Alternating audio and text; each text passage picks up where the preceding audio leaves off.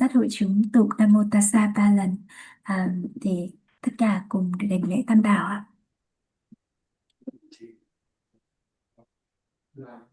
Mình là rồi mình là sao mình đó thì mà họ mình Nam Mô Tát Đông Trên 就说明ဘုရားကတော့ချင်းပြပါတယ်ဗျာအဘိမတကားထဲမှာတွေတကုံသုံးပါနဲ့ငါးပါးတယ်လေအခန့်ယူချင်းပြပါတယ်ဗျာအဲ့တော့ဘုရားကနေချင်းပြပေးတော့မှာပါဗျာ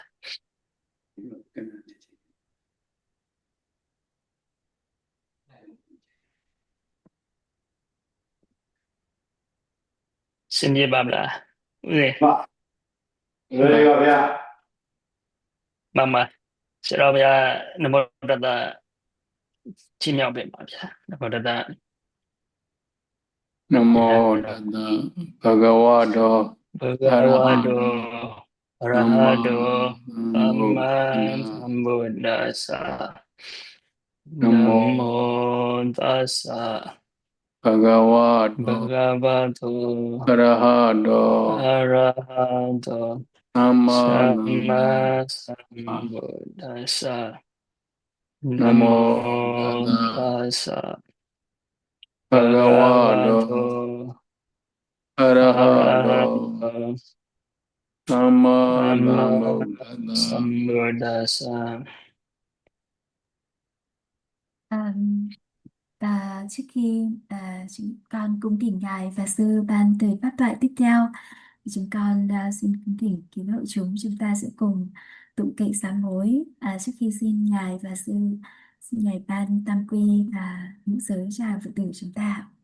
Xin mời ban kỹ thuật chuẩn bị. Chúng con xin cung thỉnh toàn thể quý hội chúng ta cùng chắp tay lên để tụng kệ sám hối với chúng ta.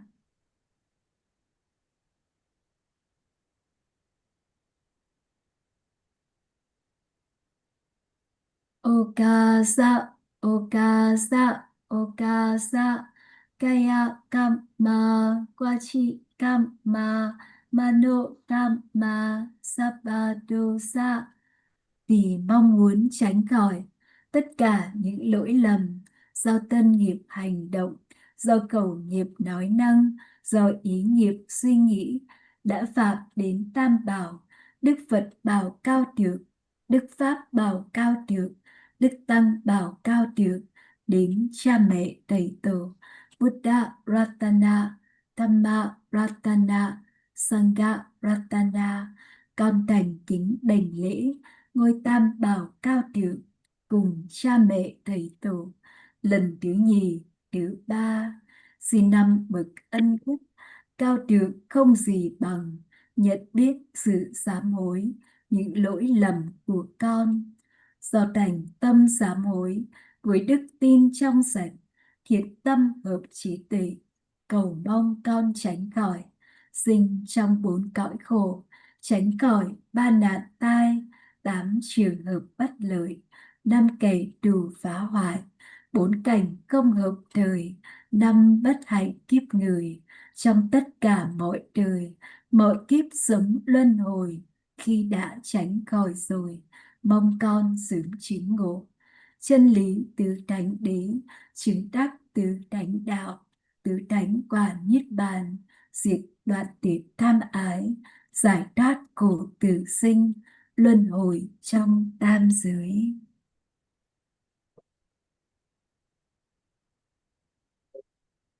Buddha Banama Sirena Dhamma Banama Sirena Sangha Banama Sirena Imahi Sirenahi Imadan Sirenana Anubhavina Tabi Andaraya Vinadandu Aisidam Badidam Tomagan Kaibami Vadamezandu Taba Dogakaya Nibanam Disi Karandu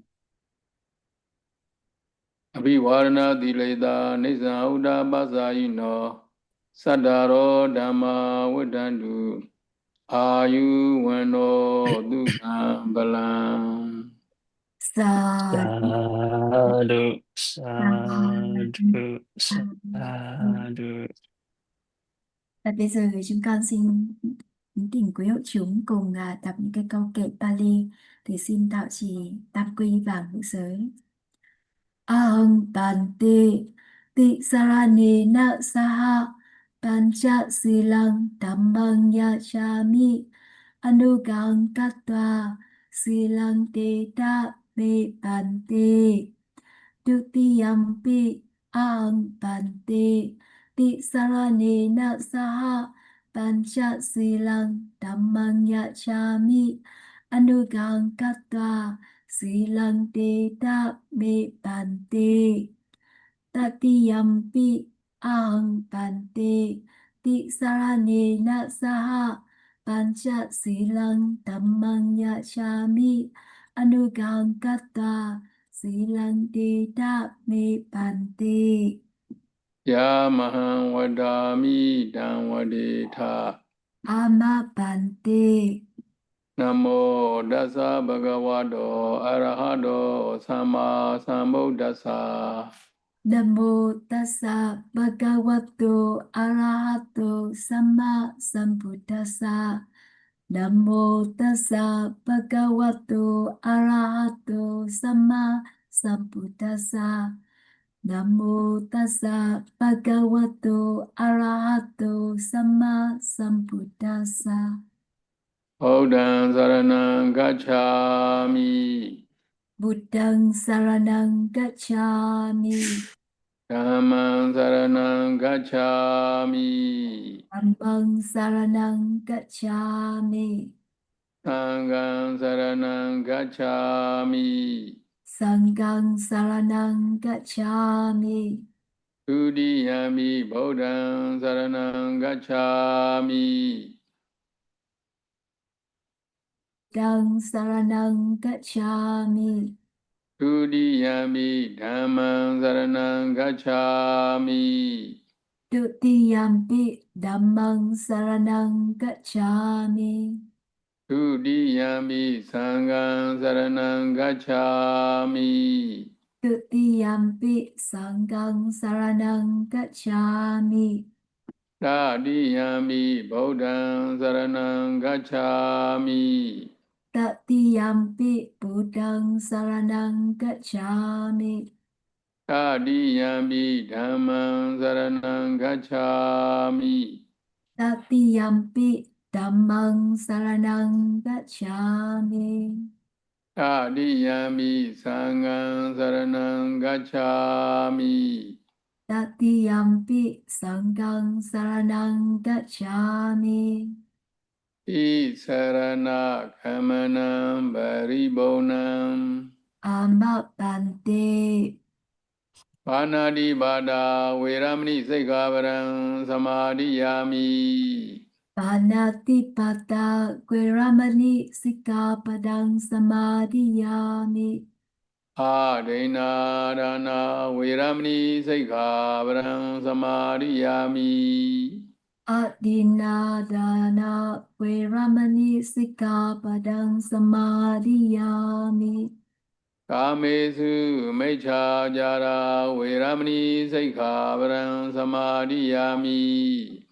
Kamesu Michachara Veramani Sikkhapadang Samadhiyami Musawara Veramani Sikhaparam Samadhiyami Musawada Veramani Sikkhapadang Samadhiyami Sura Meraya Meja Bamadattana Veramani Sikhaparam Samadhiyami Sura Miraya Vajrapamadhatthana Veramani Sikkhapadang Samadhiyami Sabbe Sada Sabbe Satta Avera Hondu Avera Hondu Abhya Bija Hondu Abhyapacha Hondu Aniga Hondu Aniga Hondu Sukhi Adanam Suki Atanang Pariharandu Pariharantu Abbamadena Sambadita Amapante Sadhu Sadhu Sadhu. Và sau khi đạo trì tam quy vào ngũ giới từ ngài đại trưởng lão, và giờ này thì chúng con xin được kính thỉnh ngài đại trưởng lão tam tạng thứ 6 bắt đầu cho từ tiết giảng bài pháp thoại lần thứ 5 trong chuỗi bài giảng 37 phẩm trợ đạo, và chúng con xin được kính thỉnh sư Thiện Đức chuyển ngữ cho hàng Phật tử chúng con được lắng nghe pháp bảo ạ. Chúng con xin kính chiên ngài, kính chiên sư.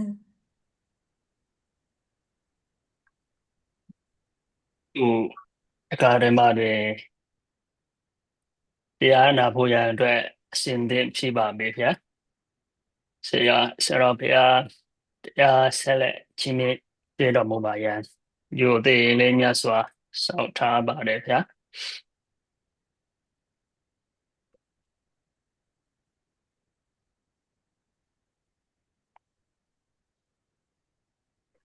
Yene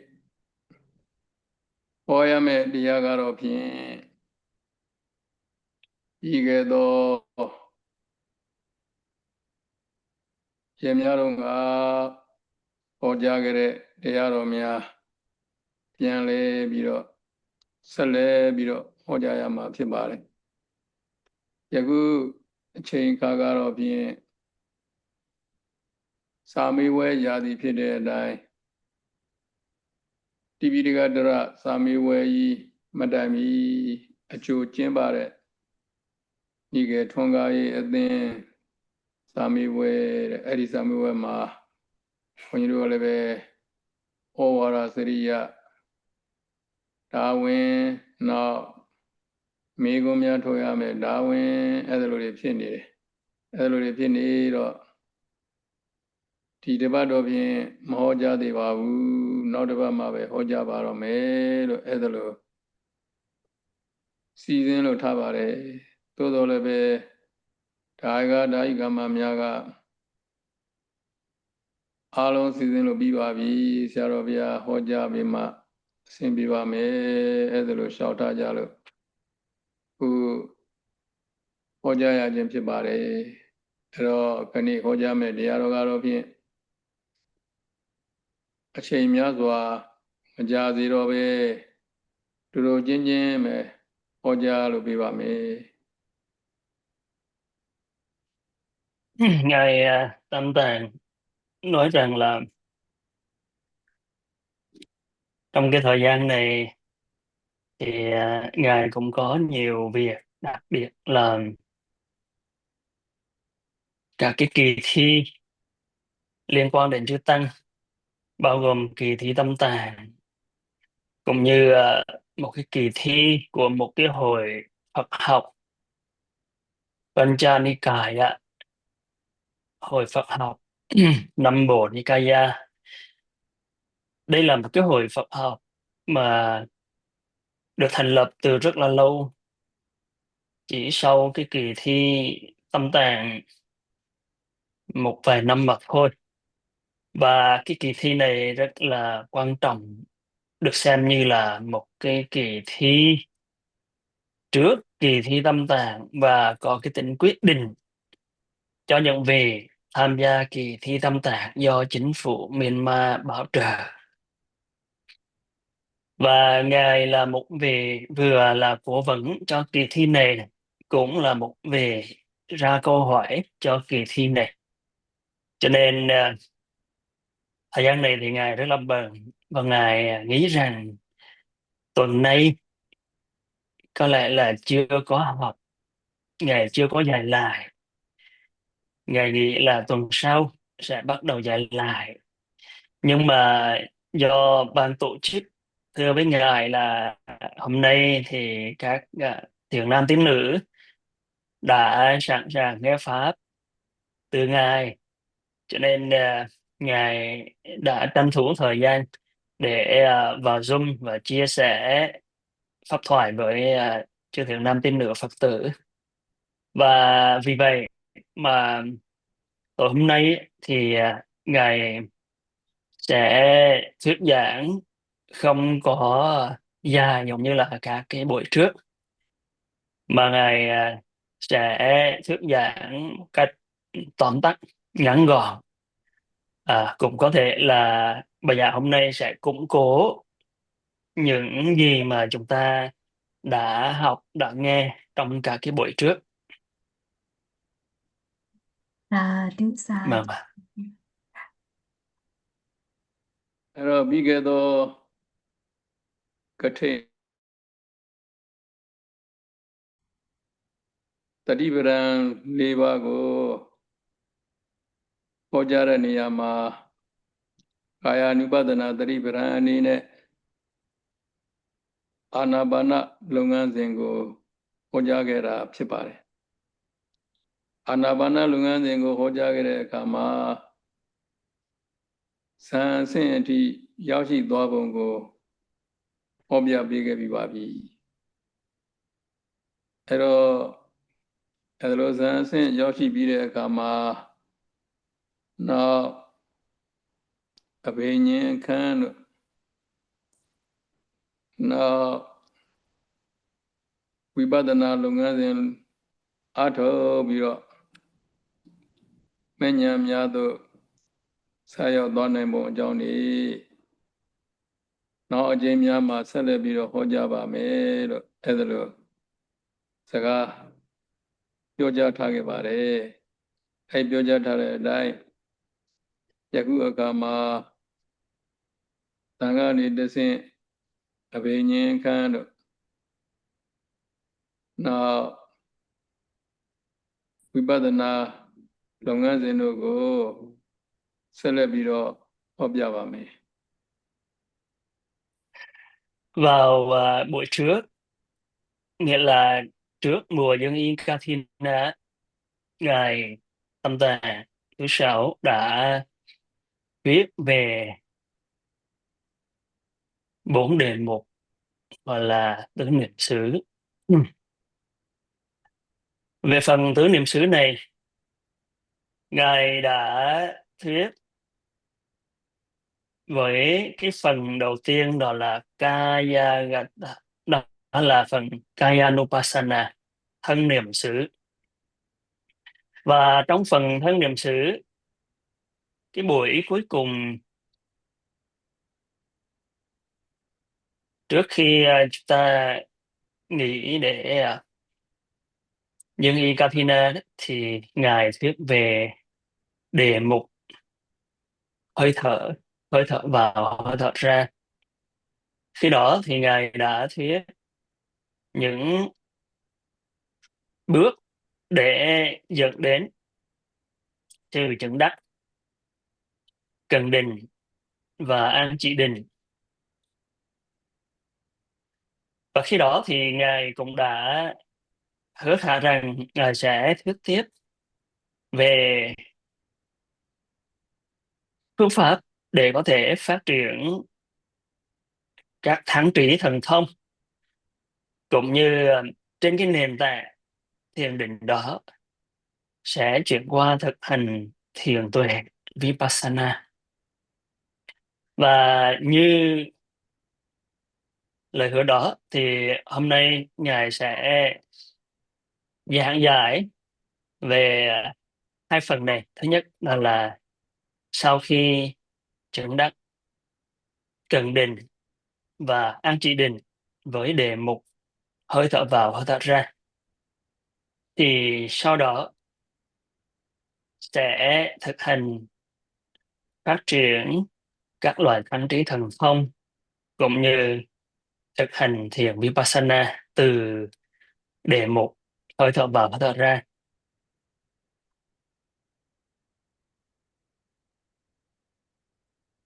Vậy đó sáng sinh giáo sĩ gà đi ở trên mình rồi bảo na lâu ye soi yêu cho bảo na nu nè bảo na alo nè Malayoga nè အတ္တဘာယ9မျိုးဘာဝနာလုံးနဲ့သင်တော်လျောက်ပတ်တဲ့တပ္ပယ9မျိုးအဲ့ဒါကိုလည်းပဲအနည်းငယ်ထည့်ပြီးတော့ပြောပြပါဦးမယ် Trước khi ngài thuyết giảng về cái phương pháp để em có thể phát triển các loại thắng trí thần thông và thực hành thiền tuệ từ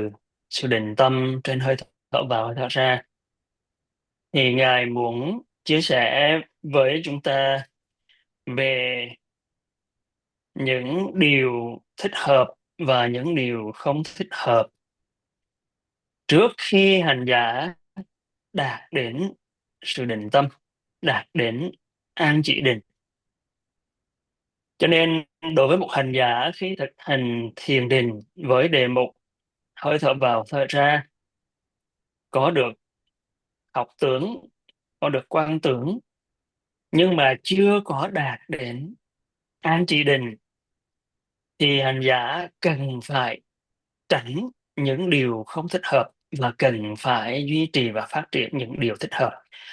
Có 7 điều không thích hợp nên tránh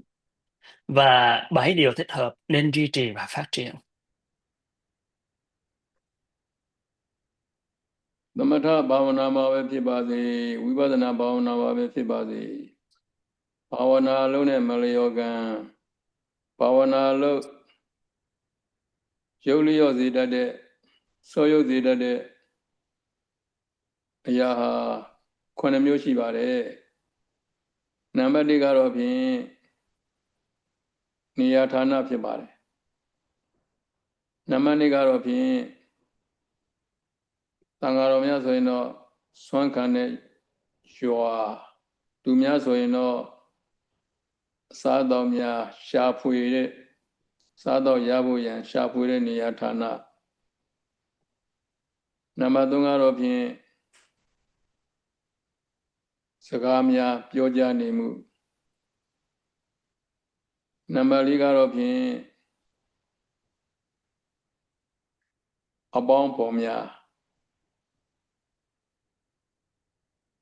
နံပါတ်5ကတော့ဖြင့်အစားအသောက်နဲ့ဆက်အစားအသောက်များ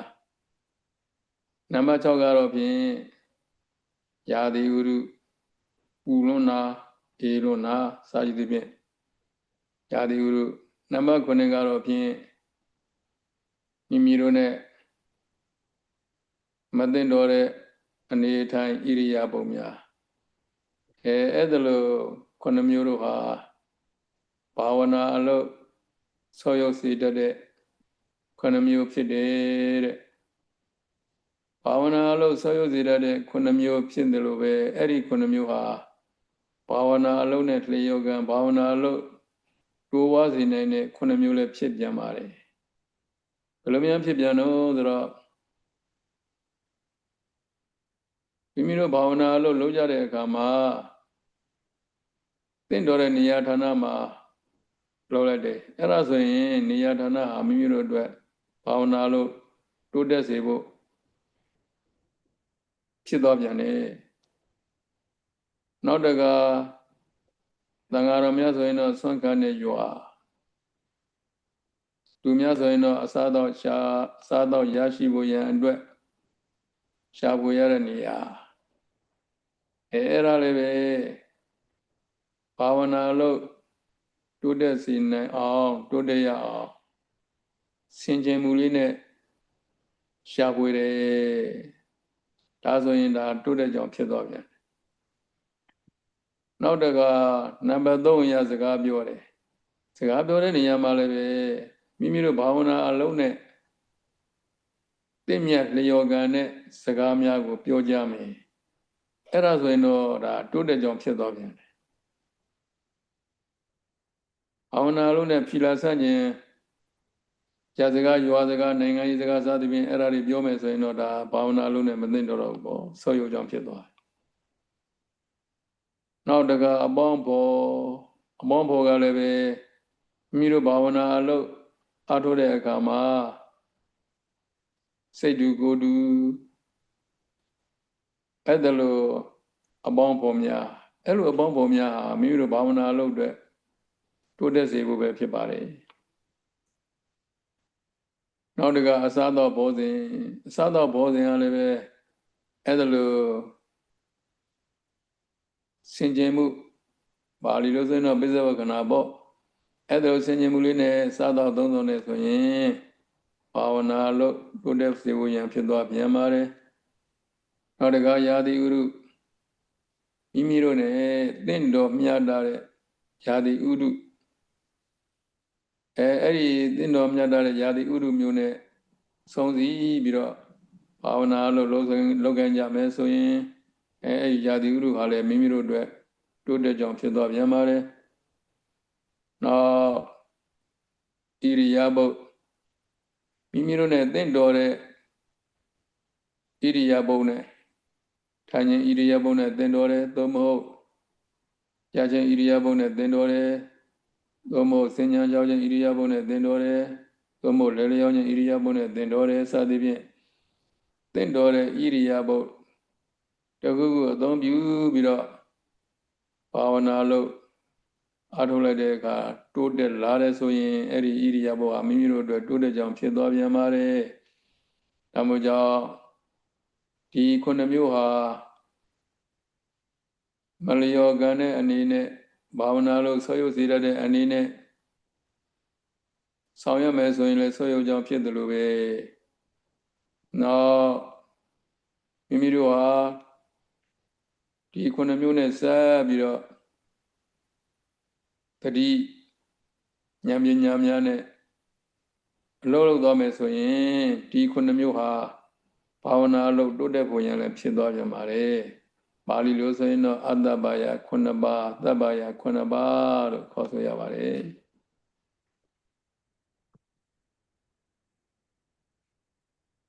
Bài pháp hay là bài nguyên nhân có thể dẫn đến sự suy giảm trong định tâm và trí tuệ. Và cũng chính bởi cái điều này nếu như biết thực hành thì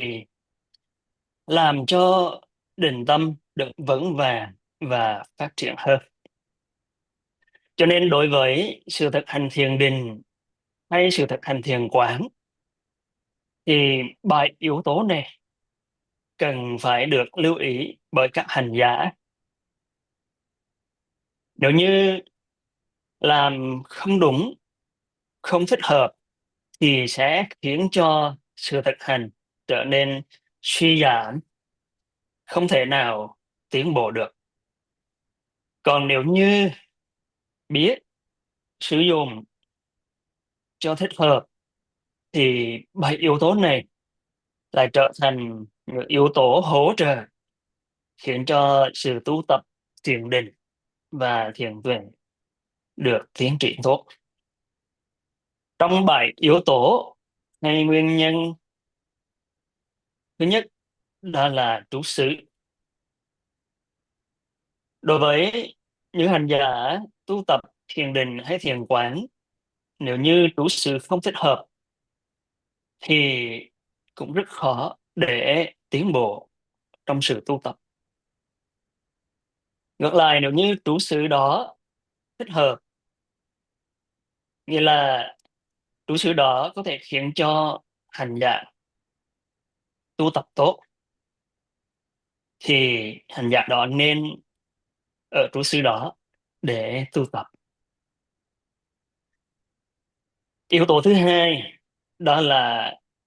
nơi khất thực. Đối với chư tăng thì nơi khất thực như là các làng xóm, vân vân. Còn đối với các cư sĩ thì cái nơi mà có thể tìm kiếm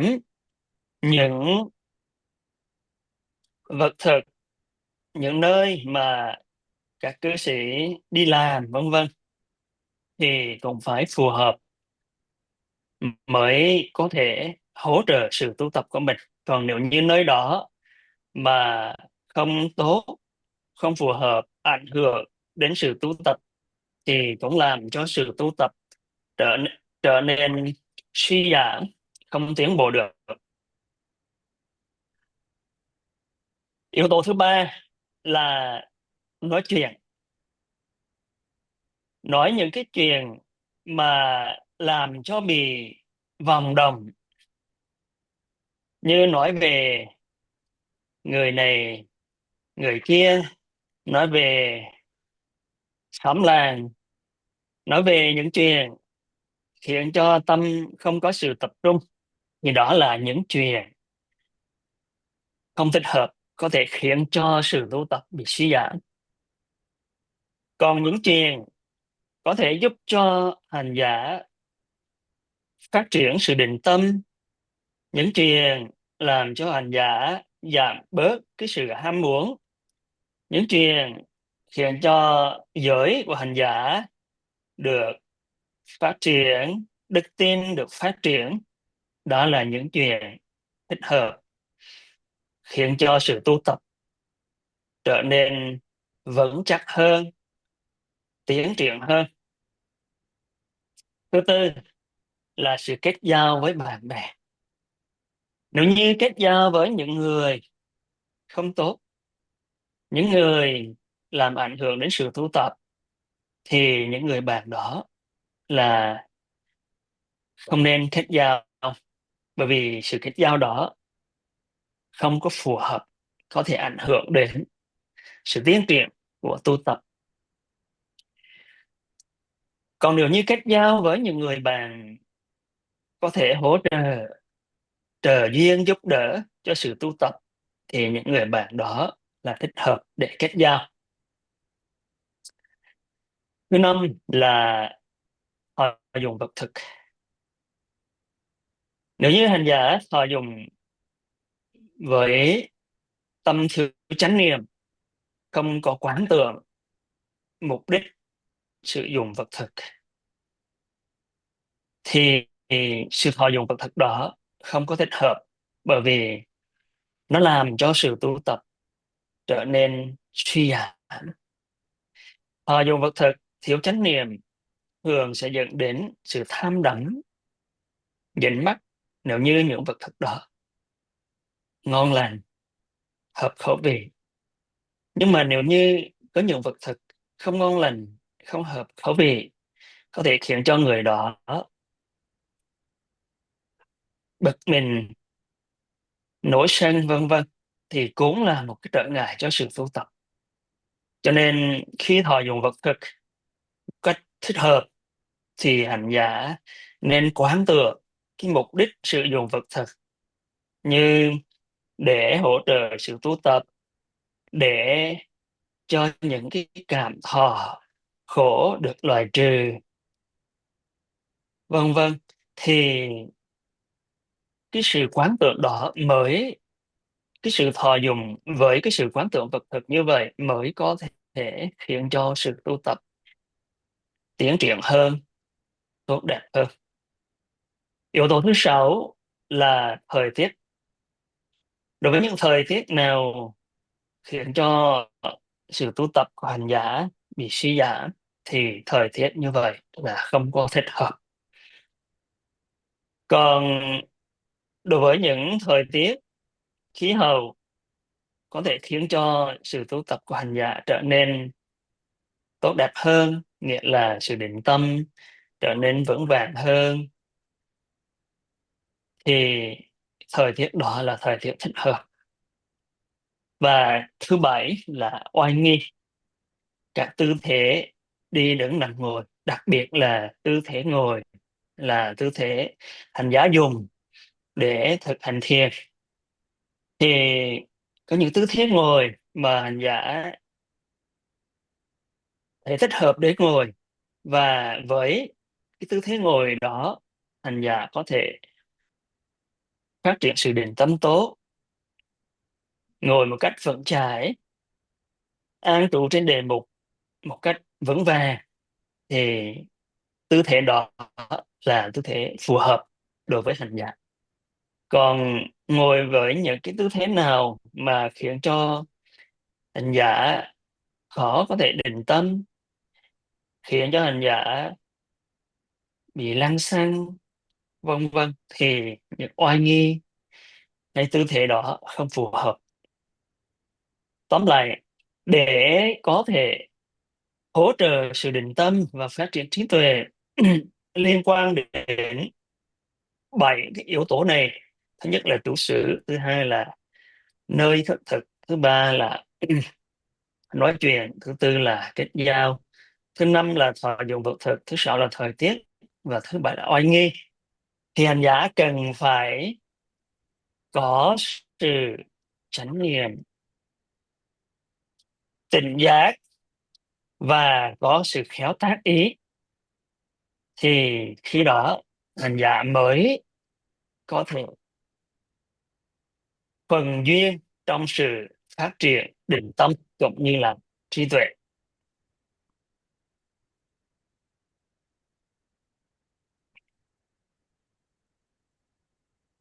Đứcဆက်လက်ပြီးတော့လိုက်နာရမယ့်အရာရှိပါသေးတယ်အဲ့ဒါကိုပါဠိလိုခေါ်ရင်အပ္ပနာကောတန္လာလို့ခေါ်ဆိုရပါတယ်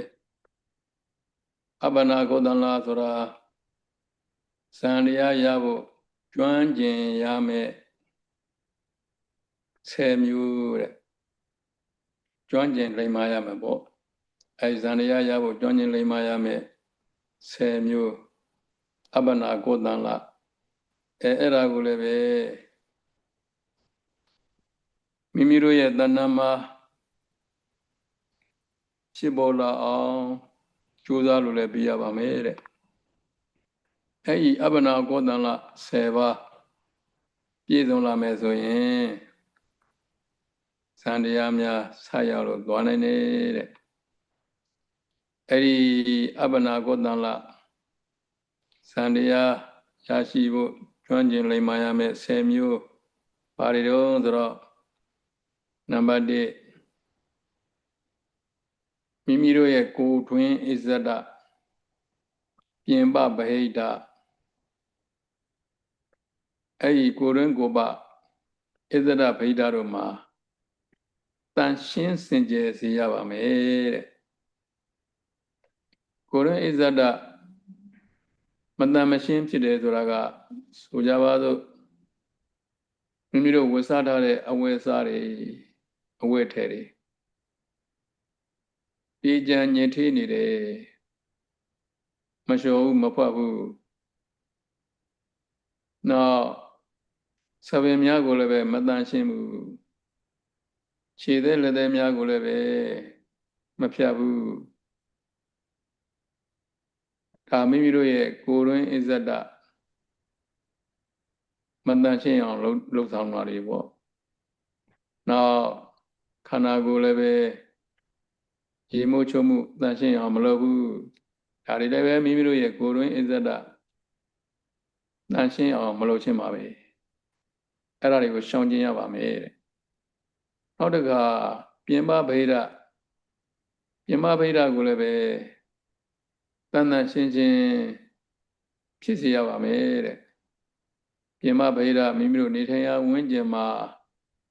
အမိုက်တရိုက်တွေရှုပ်ထွေးနေတယ်ဆိုကြပါစို့မိမိတို့နေထိုင်ရာနေရာဌာနမှာလည်းပဲအဲ့ဒါလိုပဲအမိုက်တရိုက်တွေရှုပ်ထွေးနေတယ်ဆိုကြပါစို့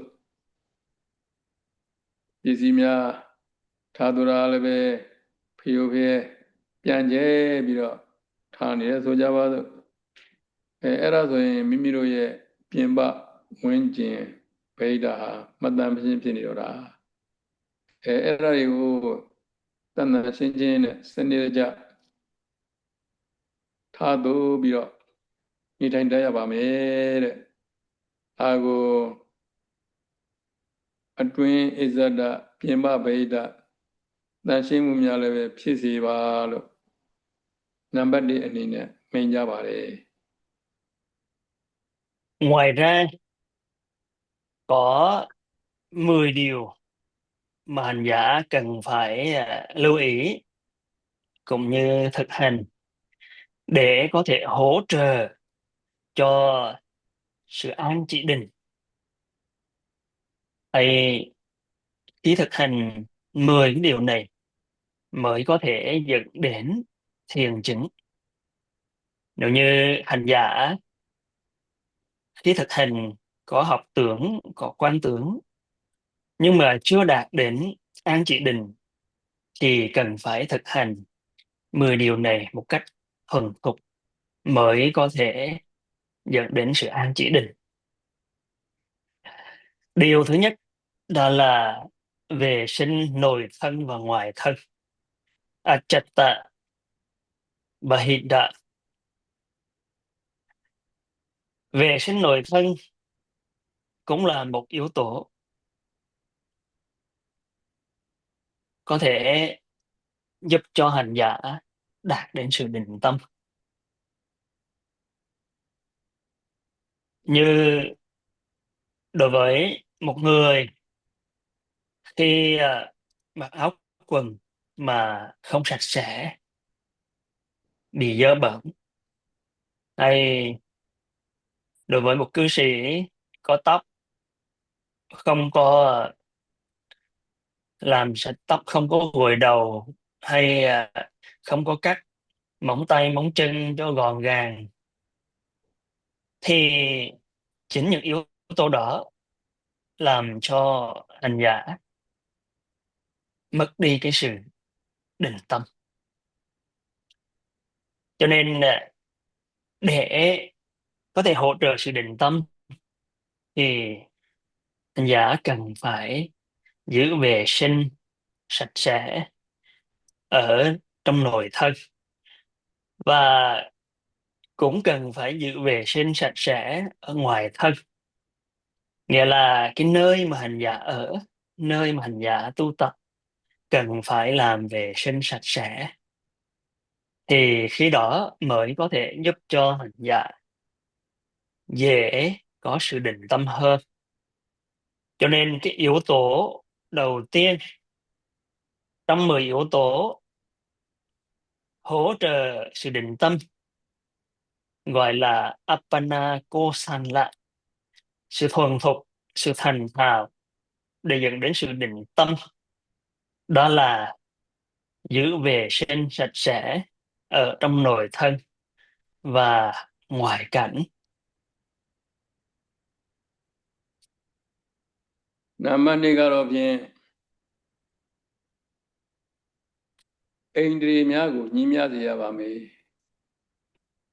Di neya ma Indriဆိုတာက Tadda Viriya Tati Thamari ပညာတရားတို့ဖြစ်ပါတယ်အထူးအဖြင့်တော့တတ္ထာယုံကြည်မှုနဲ့ပညာပိုင်းခြားသိရှိမှုအဲ့ဒီနှစ်ခုညီညီမျှမျှဖြစ်စေရပါမယ်ယုံကြည်မှုတရားလွန်ကဲပြီးတော့ပိုင်းခြားသိမှုပညာအားနည်းသွားရင်မယုံသင့်မယုံတတ်တာတွေကိုယုံကြည်သွားတတ်ပါတယ်ယရဏသုံးဖြာမဟုတ်တဲ့နေရာဌာနတွေမှာယုံကြည်မိတာတွေလည်းရှိကြပါတယ်ယုံကြည်မှုလွန်ကဲပြီးတော့ပိုင်းခြားသိမှုပညာအားနည်းတဲ့ကအဲ့ဒါလိုဖြစ်တတ်ပါတယ်မဟုတ်တာတွေပြောလိုက်တာနဲ့ရှုံးလို့သွားတယ်ဒါတွေဟာပိုင်းခြားသိမှုပညာအားနည်းလို့ပါနောက်ပိုင်းခြားသိမှုပညာအားကောင်းပြီးတော့ယုံကြည်မှုတရားနည်းသွားပြန်ရင်လည်းပဲဘာဖြစ်သွားပြန်တော့ဆိုတော့ကောက်ကျစ်ဆင်းလဲသွားတတ်ပါတယ်ကောက်ကျစ်ဆင်းလဲတယ်ဆိုတာကဆိုကြပါစို့ဒါနလိုရင်တန္တရာရှိတယ်ဒါနကိုမလုပ်ကြနဲ့စာကြည့်သဖြင့်ပြောဆိုတာတွေဒါနဆိုတာကစေရနာကိုလည်းဒါနလို့ပြောရတယ်လူစရာတန်းစရာပစ္စည်းဝတ္ထုများကိုလည်းဒါနလို့ပြောရတယ်အဲ့ဒါကိုသိရှိထားကြတဲ့အချို့ချို့သောတိလာလိုက်စားတဲ့အသိပညာရှိသူတို့ကိုယုံကြည်မှုကြည်ညိုမှုတရားနဲ့တော့ဘာဖြစ်တော့ဆိုတော့ဒါနဆိုတာစေရနာကိုပြောတာပါကွာ ကိုယ်တဏ္ဍာမှာစေတနာဖြစ်ရင်ဒါနဖြစ်တာပဲဒါမှမဟုတ်ကြောင့်လူစရာတန်းစရာပစ္စည်းဥတို့များပေးစရာစွန့်ကြဲစရာလူစရာမလိုပါဘူး